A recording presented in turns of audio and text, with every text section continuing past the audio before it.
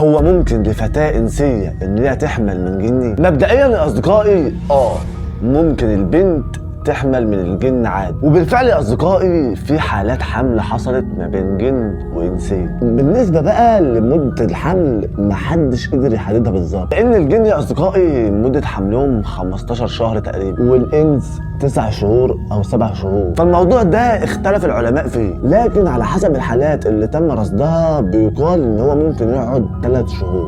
وفي علماء كتير طلعوا أصدقائي وحرموا الموضوع ده بصورة كبيرة جدا. ده غير كمان ان في بعض العلماء بيمتنعوا عن الكلام في الموضوع ده. طيب ليه بقى؟ ببساطة أصدقائي العلماء بتمتنع عن الكلام في الموضوع ده لأنه مش عاوزين يفتحوا عيون البنات على الموضوع ده، خايفين الكلام في الموضوع ده ينتشر والبنات تفجر ويتهموا الموضوع ده ان هم حامل من الجن. في النهاية أصدقائي حابب أقول لكم ان في حالات كتير جدا ذكرها